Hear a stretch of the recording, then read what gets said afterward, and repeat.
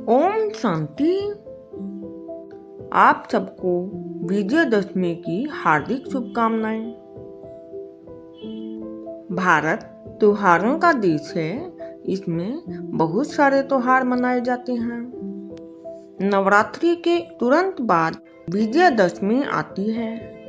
इस दिन रावण का बुत बनाकर जलाते हैं, क्योंकि रावण बुराइयों का प्रतीक है, विकारों का प्रतीक है।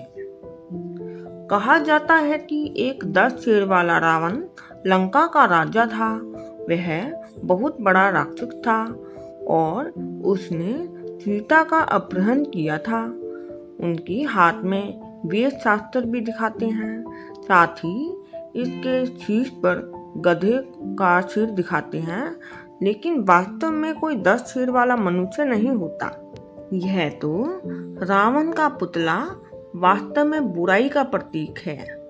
रावण के 10 सिर नर और नारी के 5 विकार हैं, जैसे काम, क्रोध, मोह, लोभ, अहंकार। ये 5 विकार हर नर और नारी के अंदर हैं। और 5 कर्मेंद्रियां जैसे आँख, कान, नाक, जीभ, त्वचा आदि, इनके द्वारा जो बुरा कर्म करना, ये रावण का प्रतीक है। रावण शब्द का अर्थ ही है दूसरों को रुलाने वाला। इसलिए यह बुरे कर्म ही तो मनुष्य के जीवन में दुख और आंसू लाते हैं। सीता के अपहरण का भाव वास्तव में आत्माओं की शुद्ध भावनाओं के अपहरण का सूचक है।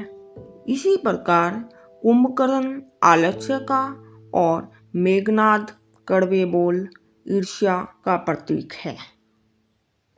परमात्मा शिव आकर सारी सृष्टि के बारे में बताते हैं। सतयुग त्रेता 2500 वर्ष, आधा कल्प है राम राज्य, और द्वापर कलयुग 2500 वर्ष, आधा कल्प है रावण राज्य। इस रावण राज्य में सभी आत्माएं माया या विकारों के वशीभूत होते हैं। उस समय अनेक पूजा पाठ करने और शास्त्र पढ़ने के बाद भी मनुष्य विकारी, अधर्मी और भ्रष्टाचारी बन जाते हैं। रोग, शोक, अशांति और दुख सब कुछ बोलबाला होता है। मनुष्यों का खान पान असुरों जैसा मांस, मदिरा, तामसी भोजन आदि बन जाता है। वे काम, क्रोध, लोभ, मोह, अहंकार, ईर्ष्या, द्वेष आदि विकारों के वशीभूत होकर एक दूसरे को दुख देते हैं और रुलाते हैं। ठीक इसके विपरीत स्वर्ण युग में राम राज्य था। ये परमात्मा आकर स्मृति दिलाते हैं। अब वर्तमान युग में मनुष्य आत्माओं में फिर से माया अर्थात रावण के प्रभाव में है, और यौगिक उन्नति, प्रचुर धन धान्य और सांसारिक सुख सभी साधन होते हुए भी मनुष्य को सच्चे सुख और शांति की प्राप्ति नहीं है।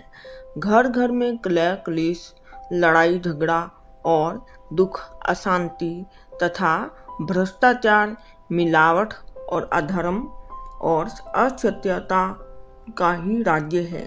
तभी तो जब कलयुग का अंत और सतयुग का आदि के बीच पुरुषोत्तम संगम युग पर परमात्मा इस धरा पर अवतरित होते हैं और सहज ज्ञान और राजयोग की शिक्षा दे रहे हैं और मनुष्य आत्माओं की मनोविकारों को खत्म करके उनमें दैवी गुण धारण करा रहे हैं। तो क्यों नहीं हम सभी सत्य धर्म और पवित्र धर्म को अपनाकर परमात्मा शिव के इस महान कार्य का सहयोगी बने। ओम शांति।